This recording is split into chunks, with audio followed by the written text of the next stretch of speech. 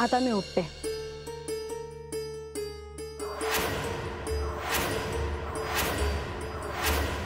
मला तांबूल प्रिय आहे आणि बानू ते आणू शकली नाही. मी गडावर निघते आहे.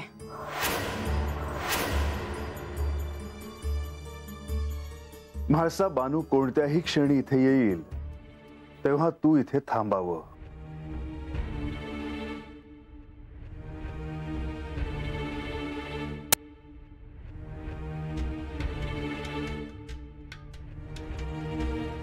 मला पानं मिळाली आहेत जी.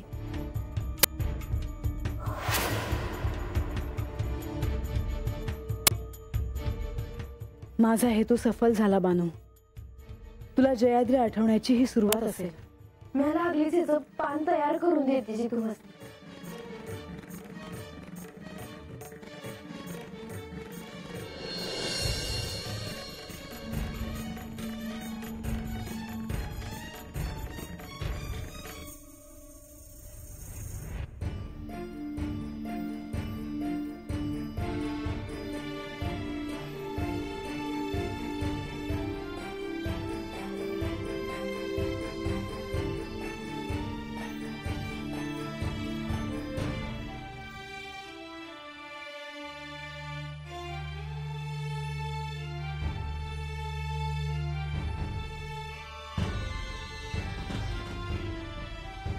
बानू, हा विडा घेतल्यानंतर मला तुला एकांतात भेटायचे आहे.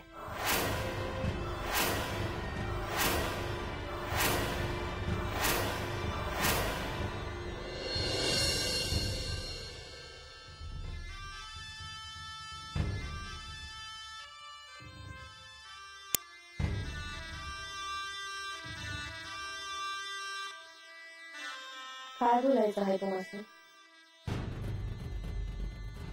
घाई काय आहे? नाही तसं नव्हं. बसाजी तुम्ही. नाही, मी इथे बसायला आले नाही किंवा तुझा पाहुणचार घ्यायला देखील आले नाही. मी इथे येण्याचं कारण वेगळं आहे. तरीच म्हणलं, असंच कसं काय याल तुम्ही? काहीतरी कारण असणारच. काही दिवसात खूप बोलायला लागलीस तू. राज्यसभेत तुला मानाचं स्थान मिळालं तर तुला असं वाटत असेल की तुला जे हवं ते मिळतं आहे. अजून काय इच्छा आहे तुझी? तुम्हाला माझी इच्छा सांगून ती पुरी होणार नाही. कारण मला ठावा आहे का तुम्ही माझा आग्रह करता? नाही, सांग. तुझ्या मनात काय काय हेतू आहेत ते ऐकायचंय मला. मला काय बी नग आहे. संभावितपणा नको. सांग, तुम्ही माझी इच्छा पुरी करणार आहे का? मी काय सांगितलं ते तू ऐकलं नाहीस का? सांग आधी. मला गडावर राहायची इच्छा आहे, पर मला ठावा आहे का ती पुरी होणार नाही. काय करणार आहेस तू गडावर राहून? आता पायथ्याशी राहावं लागतंय तुमच्यामुळं. वेळीच अडवलं म्हणून, नाहीतर आली असतीस तू. त्या दिवसापासून इच्छा आहे माझी.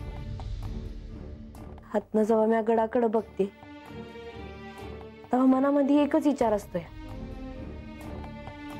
अजून समजा राजवाडा बी बघितला नाही म्या. कसा असेल, देव कुठं राहत असत्या.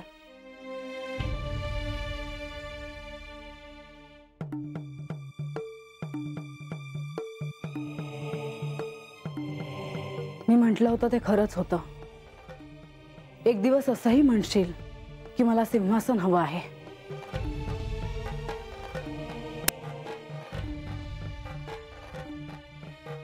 नाही, मला खरंच नग आहे तुमचं सिंहासन. आणि हे बी तुम्ही मला विचारलं म्हणून मी तुम्हाला सांगितलं. मला देवांपासून वेगळं केलं तुम्ही.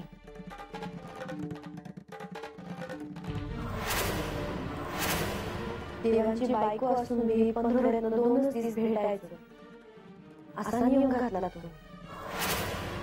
म्हणून गडाकडं आस लावून बघत असते. आणि म्हणून माझी इच्छा आगडावर या, समजा राजवाडा बघा. तुझी इच्छा मी पूर्ण करते. चल माझ्यासोबत गडावर. का विश्वास बसत नाही? खरंच सांगते मी. तुम्ही खरं सांगताय, पण केवळ काही दिवस.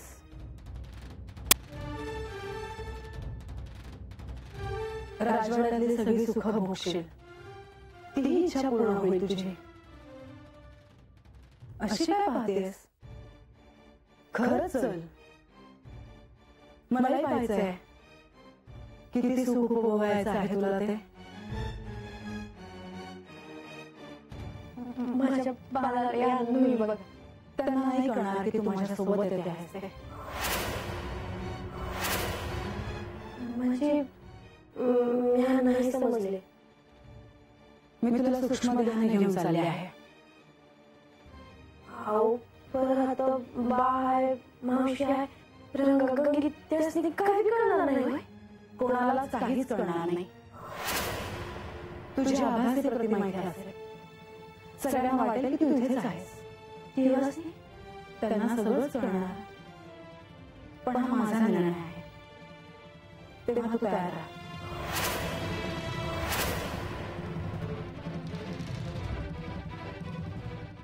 जी मी तयार आहे.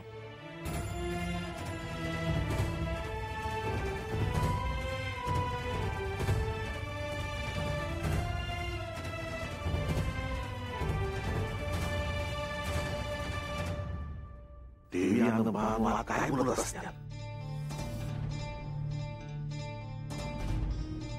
मला तर काय कळणार झालंय बघा. अजय, काळजी करू नका. फार काळानंतर त्या एकमेकींशी बोलत आहेत, तेव्हा अजय बोलू दे त्यांना.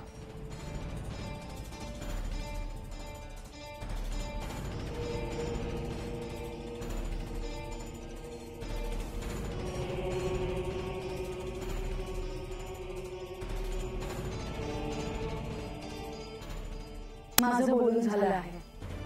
आपण गडावर प्रस्थान करूयात का?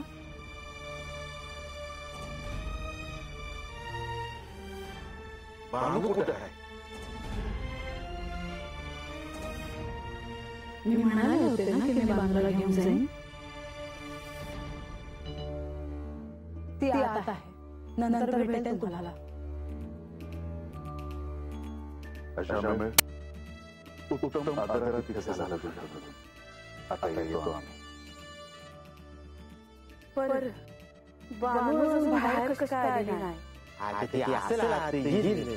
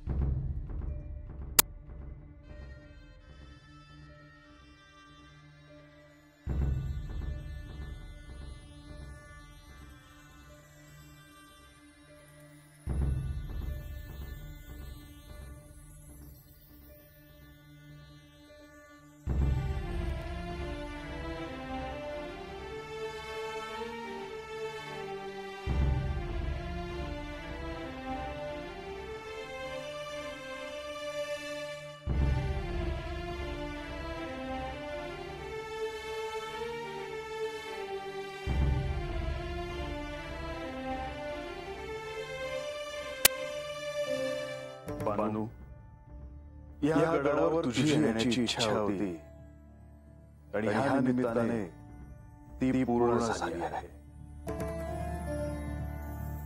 वैजी, गडावरील या भागाविषयी तुला काही कल्पना नसावी.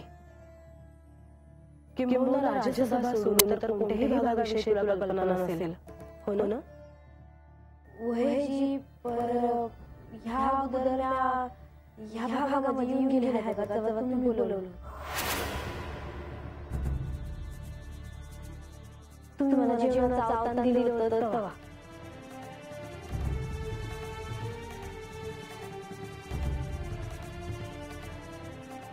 ठाऊक आहे मला. त्याआधी महाराणी गडाच्या अंतपुरापर्यंत आली होती, सारी पाटाचा डाव खेळण्यासाठी.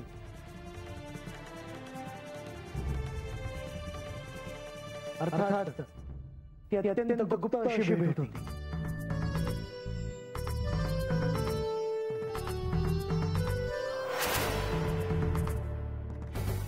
वैजी, मला ठावा आहे बघा.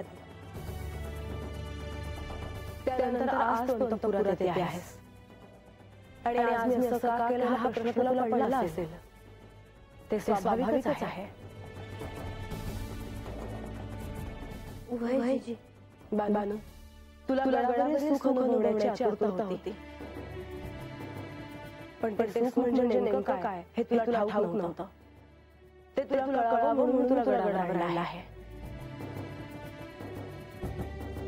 माणसाच्या मनात नेमकं काय होतं याची त्या क्षणी मला कल्पना नव्हती. बानूचं ह्या गडामागे येण्याचं जे प्रयोजन आहे ते आता सर्वांना कळेल. बानू, परंतु तोपर्यंत तुला इथे थांबावं लागेल. वैजी, तुझ्या विश्रामाची व्यवस्था गडावरील कक्षात करण्यात येते. श्री माणसादेवी तुला सूक्ष्ममध्ये घेऊन आले आहेत, त्यामुळे तू कोणालाही दिसणार नाहीस, हेही सत्य आहे.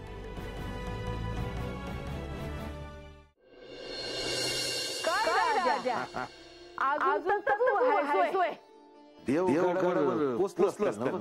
होय, कार अरे काय नाही, समजेजण आलं. वाडा कसा वाटत होतं. मग वाटणारच की. आणि बानूनं स्वतःच्या हातानं समद्यांसाठी पुरणपोळ्या केल्या. बरं वाटलं मला. असाच देवाचा आशीर्वाद असावा हवा. खरंय म्हणते तुझं.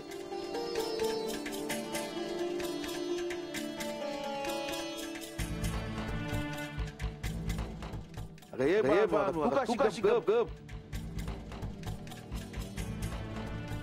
काय नाही. अरे दमली असेल बानू. किती कामं पडली तिला. नाही अनुगंगी होत्या संघ पर समृद्धीनंच केलं. हे बा दबली आहेस होय.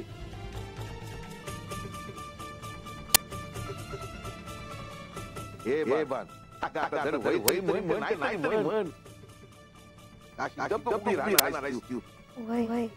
मला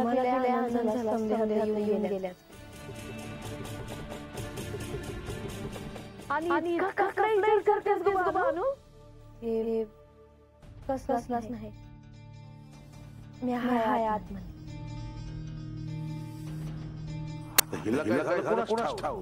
अरे आज्या, समद्यासनी बाजूच्या हातचं जेवण आवडलं आणि बानूने बी मनापासून केलं बघ. हे हाय पर काय नाही, पण म्हाळसा देवी तिला असं आतमध्ये एकट्यानं भेटल्या. त्याचं काय?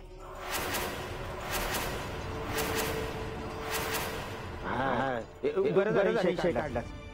मी तीच विचारणार होतो. अच्छा, नाही म्हणजे म्हाळसादेवीने बानूला असं काही सांगायचं असेल बरं. ते आपण कसं सांगणार? नक्कीच आतमध्ये काहीतरी झालं असेल. देवी बानूला काय बाय बोलल्या त्याला मला वाटतंय. अरे पण सगळं चांगलं चाललं असतं ना. त्या असं कसं काय केलं त्याला? म्हाळसादेवी राग आहेच बानूवर म्हणूनच आणि बानूने समजून केलं की मनापासून त्याचा बी राग असलच की त्यासनी. माझी बघ ना बानूने जे समजून केलं तरी बी म्हाळसादेवीने तांबूलपत्र मात्र मागितलंच का नाही. आणि मग बानू ते घेऊन नाही आली तर गडावर जाईन असं म्हणल्या होत्या त्या. मग बानूने तांबूलपत्र त्यासनी आणून दिलं तेव्हा त्या काय म्हणल्या मला प्लीज भेट बोलायचं आहे म्हणून. अरे पर काय तरी गडबड नक्कीच आहे. हा मी तर म्हणते आजी आता बाबूला विचारलं पाहिजे काय झालं म्हणून. मी आला जातो आणि बोलतो तिला. ए रंग्या काय नग जाऊस राहू दे. म्हणजे आता नग बोलू नंतर चल मी बोलीन तिच्या संग. अरे पण मी आजा बरोबर बोलतोय. पर आजा तू बानू संग बोल म्हणजे झालं बरं का. हा पर मी आता वाड्यावर हे ठाऊ पडलं तर बाण समजे काळजी पडते त्याला. तसं काही होणार नाही. म्हणजे मी समजले. म्हणजे ज्याप्रमाणे म्हाळसा तुझ्या सूक्ष्म देहाने गडावर घेऊन आले आहेत त्याचप्रमाणे तुझी एक आभासी प्रतिमा ती तिथे तुझ्या वाड्यावर आहे.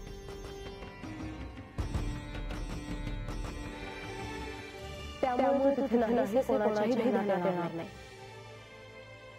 चिंता कसे काहीच करणार नाही. निश्चिंत राहा. बाणाई श्री म्हाळसादेवींच्या मनात राग नाही. त्यामुळे तुला इथे का घेऊन आले आहेत त्याचं नेमकं प्रयोजन काय आहे हे समजून घेण्याचा प्रयत्न कर. हो त्यांचा केवळ हाच हेतू आहे की तुला नेमकं काय हवं आहे याची तुला जाणीव व्हावी आणि त्याप्रमाणे तू योग्य दिशेने प्रवास करणं आता आवश्यक आहे. हे सारं तुझ्या भल्यासाठी सुरू आहे हे लक्षात ठेव.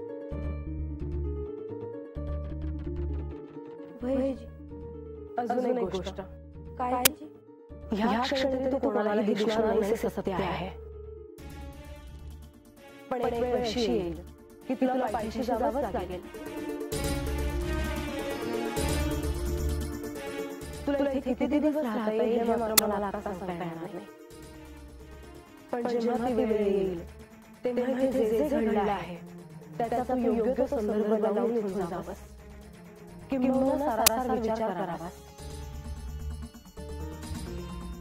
आशा काय म्हणायची? बानू तुला अजून काय हवं आहे? तू कशाच्या मागे लक्ष केंद्रित करते आहेस याचं भान तुला येईल. जे तुझ्या पुढच्या वाटचालीसाठी अत्यंत आवश्यक आहे. वैजी बानू तू आता विश्रांती घ्यावा. आम्ही बानूला अतिथी कक्षात घेऊन जातो.